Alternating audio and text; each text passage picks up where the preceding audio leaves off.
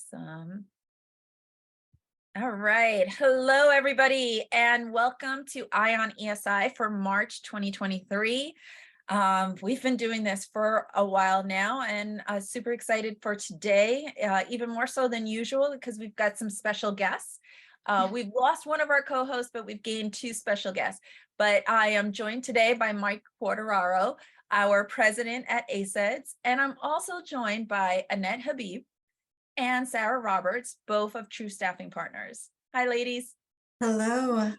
Hello, welcome, and so excited to have you both join us today. This should be, let's see if we do much better than when we do it with Jared. So I don't know where Jared is today. Mike has his assumptions, but we are going to go quick and fast as usual.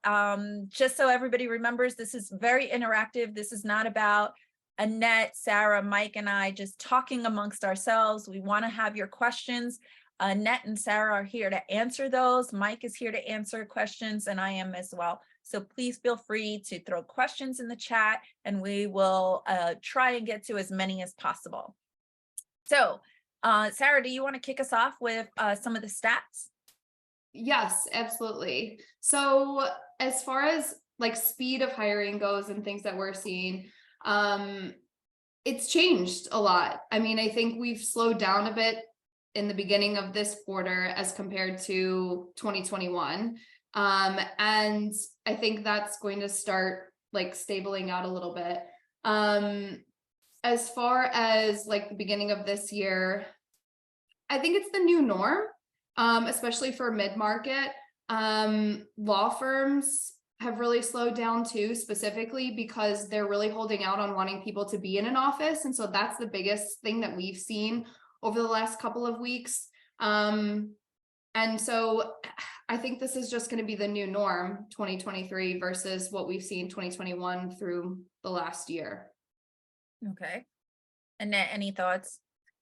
Yeah, I think where last year, the speed of hire was, from a time a position open to a hire being made was, it was as short as like 7 to maybe, 15 days. But we're seeing now like at least a good, month before a hire is made. So it's definitely slowed down a bit. I think that'll probably be the theme for the rest of this year. Excellent. All right. What else do you have for us, Sarah? So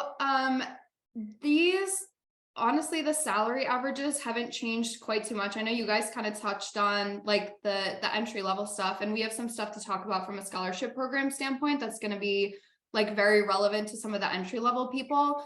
But that's 65 to 75 is really the barrier to entry for people that are wanting to come in with some like really good tenacious attitude mentality, but maybe not quite the experience yet. And so I think there were some discussions. I need to pull the numbers. I think we've placed another 1 or 2 since last time you guys touched on this. There were 6. I think there's been about 8.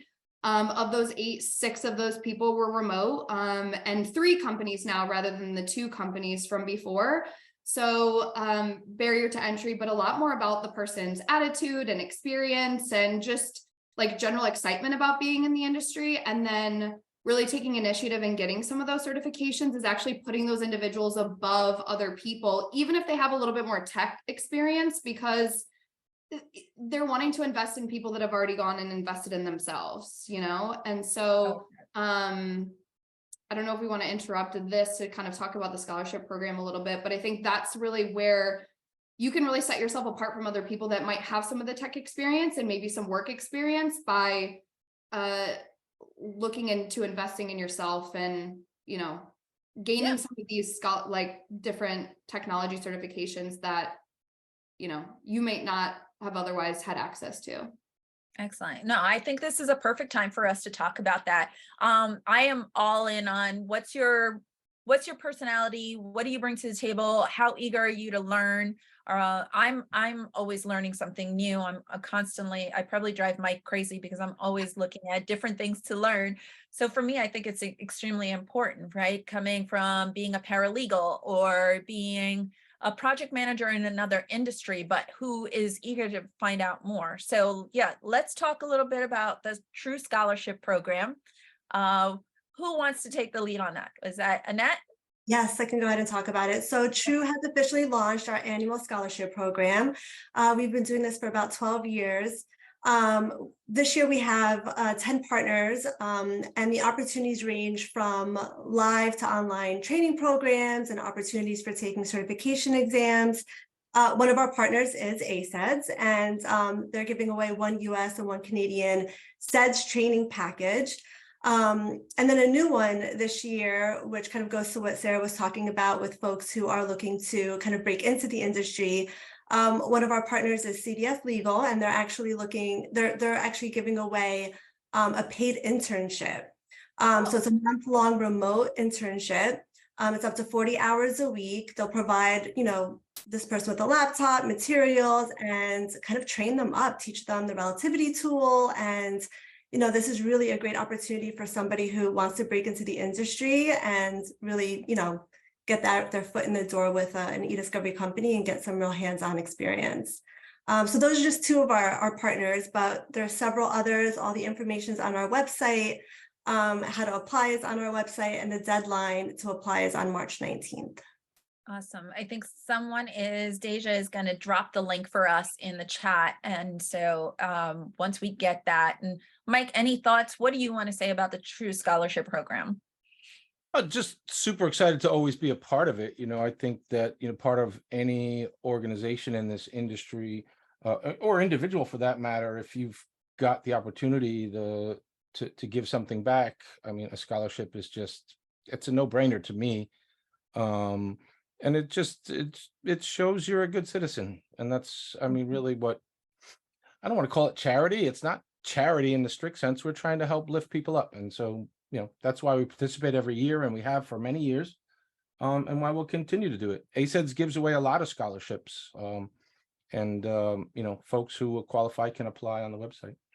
I think a common misconception too is that it's like for entry-level people, and I don't mean to bring that up when we're talking about entry-level candidates. There's a wide range and variety, so I don't want to discourage anybody from looking into it. And I actually think, some people that are more senior in the industry, may benefit from some of the tools that maybe they haven't used or they don't have access to in their current role, that they can, look to diversify their backgrounds and participate that way. So it's absolutely privacy, security, e-discovery at all levels, I think really benefit from any and all of these, and would definitely encourage everybody to take a look.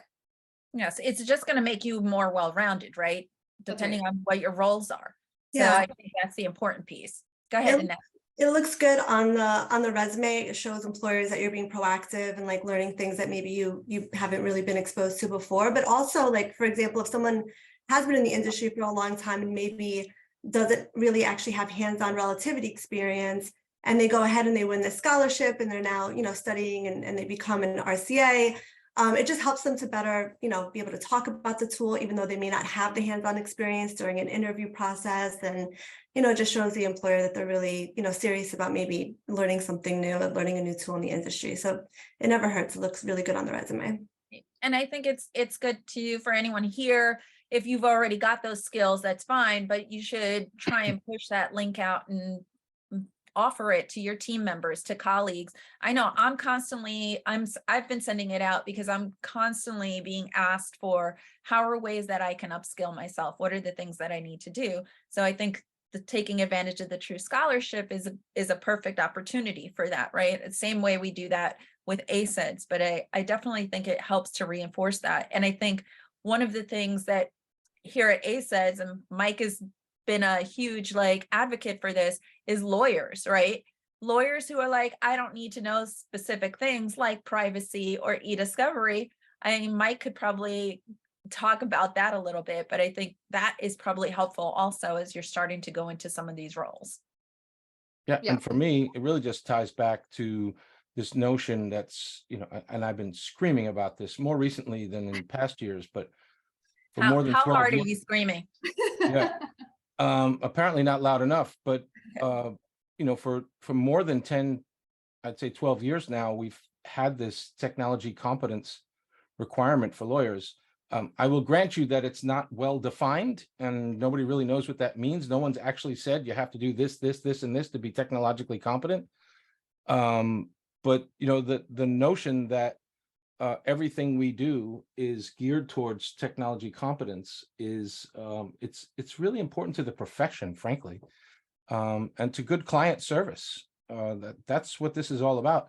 People forget all the time, and I write about this all the time, is that the whole industry is really driven by the whole legal services industry. Forget e-discovery for a moment. It's driven by the need for corporate legal clients to have their legal work done. And so if you can't deliver a competent representation, how is it that you're going to give your client a good outcome?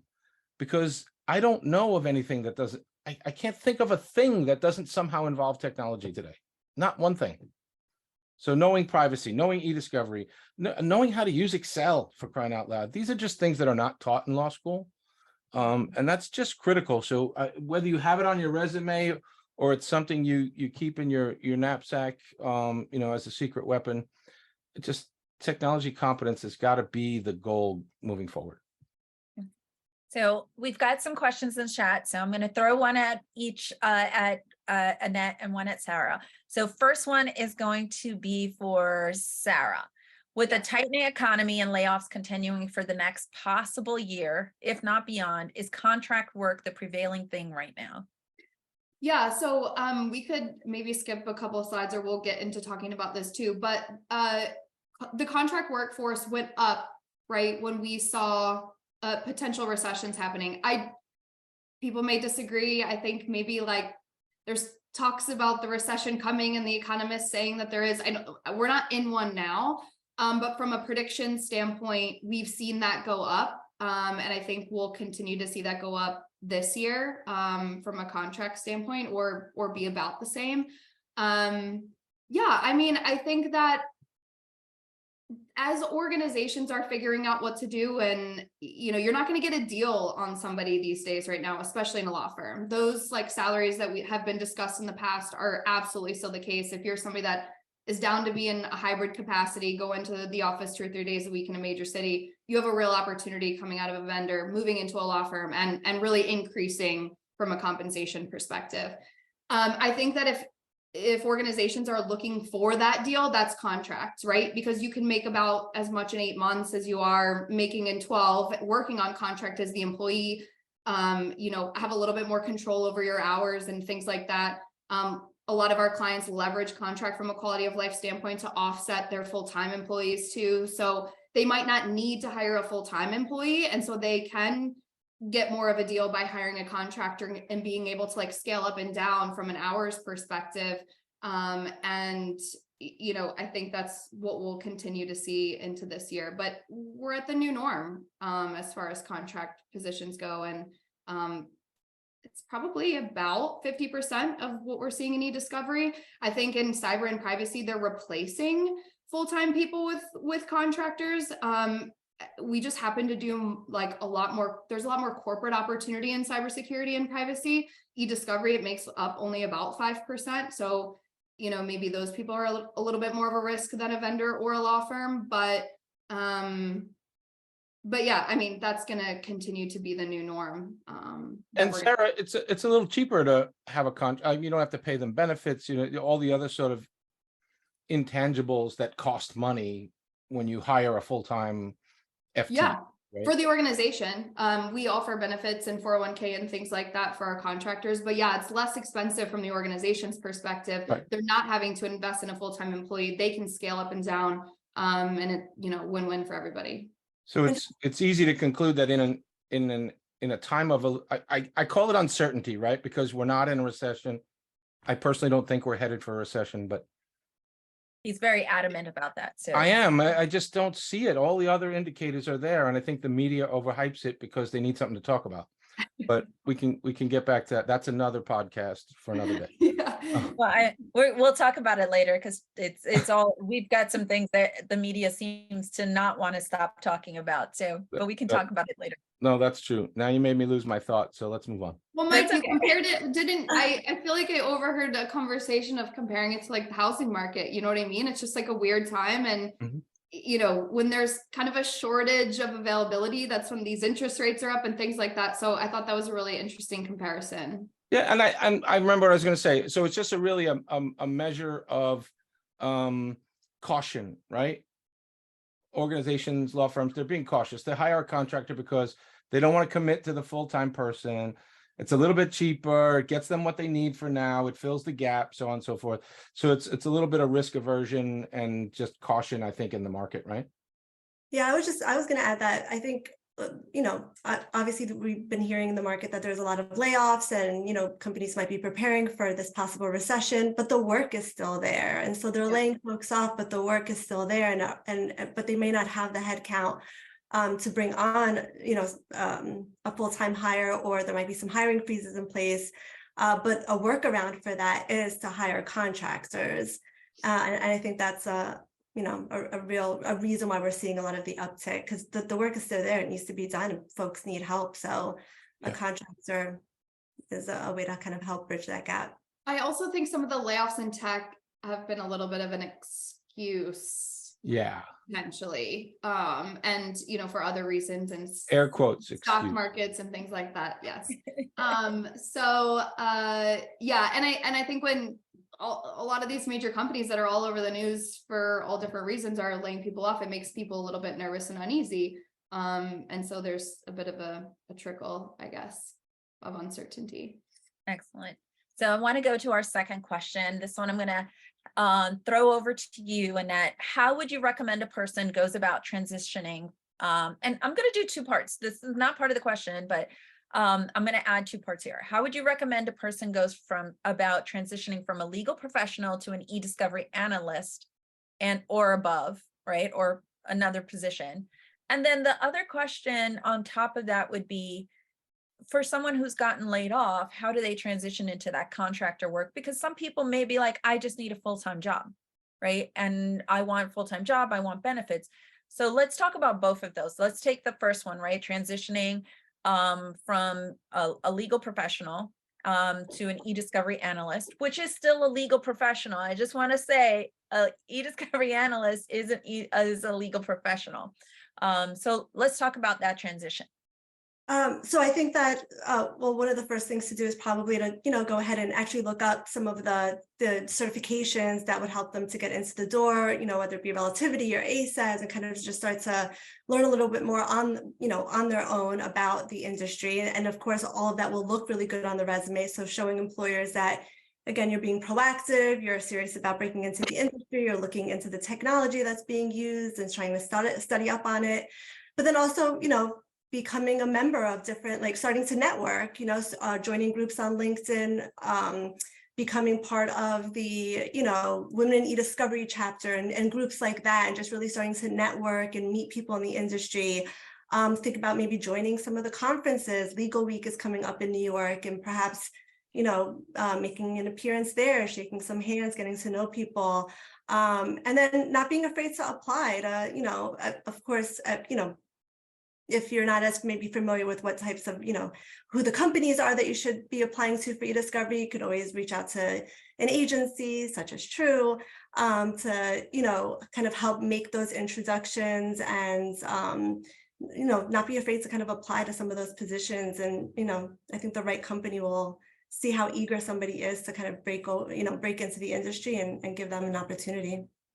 I think that kind of what you have to think about is what are the, going back to, I think, Sarah, you said earlier, what are the soft skills that you have from doing other specific legal roles that you can apply to a role as an e-discovery analyst or project manager or any other one that is there. So how do you, it might be that working with someone through an agency is easier because they'll say, don't worry about applying for that. And usually you'll feel more comfortable about applying for a role through that. But I think it's probably the same, right? If you're a legal professional trying to break into an e-discovery role and you aren't familiar with the tools, it's just about taking that chance, that opportunity, right? We've always been told as women, this might not be necessarily true for men, Mike, but women are always afraid to apply for roles because they're like, I don't have 100% of all these skills. And I think that's the same, right? Going from a legal professional to say, I want to apply for this e-discovery role. What do I need to do? Do I need 100% of all these skills? Yeah, I always tell my candidates that a job description is more of like this wish list, but there's usually never that one candidate that meets every bullet point on a job description. And employers are, definitely for the right candidate with the right attitude, is willing to teach someone what they may not know in e-discovery. So definitely don't be afraid to apply. Good. Mike, any thoughts? I have always viewed job seeking, job changing, whatever you want to call it, as a numbers game. And what I mean by that is apply for every open position there is, even if you don't qualify, get the practice interviewing. It is a skill to a certain extent. Your resume is what your resume is. Your skills are what your skills are. You're going to fumble over some of those interviews. You're going to not get a lot of those jobs, but eventually someone's going to see the worth in you and they're going to offer you a job. And just keep going. Don't get discouraged if you get told no. That's my best advice for job searchers in any industry. Yeah. And I am, I kind of go back to what Annette said, right? Be in the room, listen to what people are asking, learn what the questions are, what their answers are, ask questions. Don't be afraid to ask those questions. People will point you in the right direction as well, or provide you the answers that you need so that you can continue to build up your knowledge. I think too, Maribel, that a lot of people walk away from a job they didn't get, an interview where they were not successful, and they think, oh, I lack this, I'm missing that, I didn't do this, I fumbled over that. It's not always the case. A lot of full-time hires are really about fit, and it's about attitude. It's again, your skills are what your skills are. Your resume should outline your skills so they know what those are. It's so important that you impress during the interview and really show that you're going to be a team player, or you're going to have the right attitude, or you're going to fit into whatever the workflow is within the organization you're interviewing at. That's almost more important than your skills, because you can learn new stuff. You can't change who you are. Yeah. I agree. And I think the one time where I'll play devil's advocate and disagree on part of that is right now, law firms are desperate, and we're going to see them like making concessions in certain areas. But I actually think, and Annette and I were talking about this earlier, that law firms are a little bit less concerned about necessarily like fit and culture as they are about skill set. I think in certain roles, depending on the situation, of course, level of position too. I don't think that doesn't mean that somebody can't rise to the occasion or get trained up or, gain some additional certifications before starting a new job. So I don't discourage people from considering all options. But I think the one place where organizations are less concerned necessarily about fit and culture is sometimes going to be law firms when they really need, people to come in, because like we talked about, the work is still there, and, they need somebody that can come in and, do the work and make an immediate impact. And I would add too, Sarah, that it kind of changes when you're talking about leadership, right? That's a different animal. 100%. Right? If you're talking about the sort of line workers, I think what I said holds true. But when you start moving into management, middle management, director level, it's a different conversation entirely, right? And those roles are absolutely farther and few between, because people go into those roles and sit there and stay. So, not to feel like we're beating a dead horse or anything, but those leadership positions and those people that either feel stagnant or they don't have that next step, that's where diversifying your skill set, looking into different certifications across privacy, information governance, all of those things will really differentiate you. So when those small amounts of leadership roles actually do open up, you're separating yourself from other people in the same type of role, and can be ready to step right in. Excellent. And I'll just also quickly add to that, when Michael was talking about just apply to everything. I mean, you actually never know what's going to happen on an interview. You could be interviewing for one particular position, and by the end of it, you're offered a whole completely different role that interviewer, after getting to know you and your personality, what you bring to the table, there may be another opportunity that is a better fit for you, and the conversation could turn, and it might be a better opportunity. So it's always good to have those conversations. It never hurts to take an interview and learn more about the company and what they have to offer. Excellent. Okay, we've got another question, and I think we've talked about this on and off over the last few months. I think we started the conversation here in October. But so the question is, some law firms have had recent layoffs of support staff. We saw a few earlier this week, citing market conditions, looming possible recession. Are we likely to see more? How did the three of you, who wants to take that on?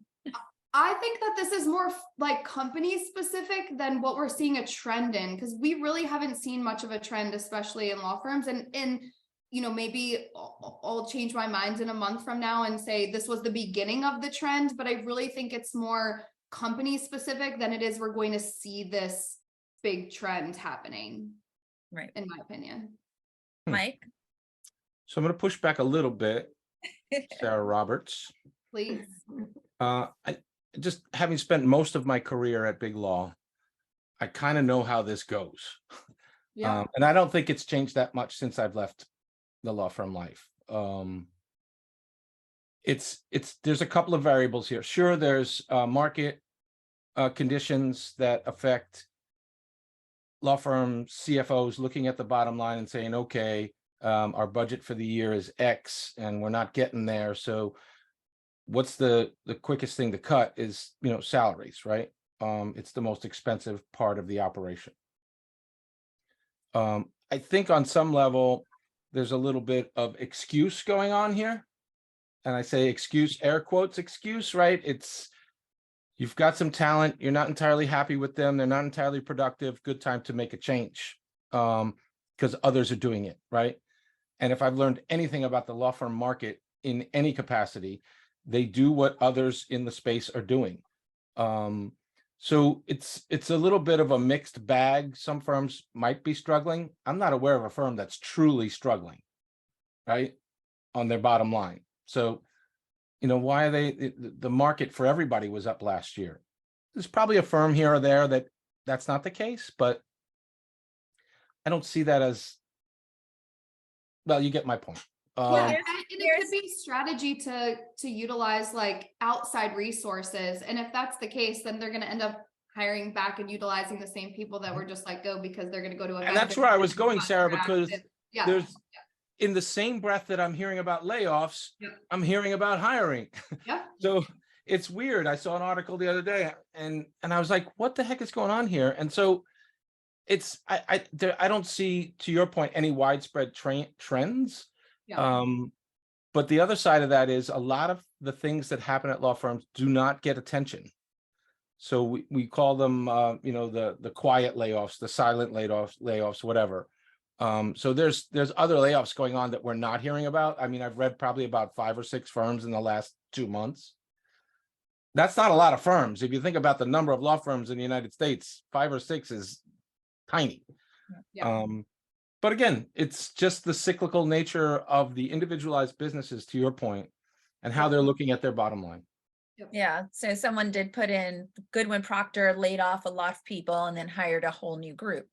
And then I'm wondering if maybe not so much on the law firm side, but some of the companies, could it be that they're positioning themselves for purchasing an acquisition or going into an IPO, or like there could be a number of other things, maybe not necessarily on the law firm side, but in other areas where we could see that they are preparing for something bigger than just, let's lay off and because there's a recession.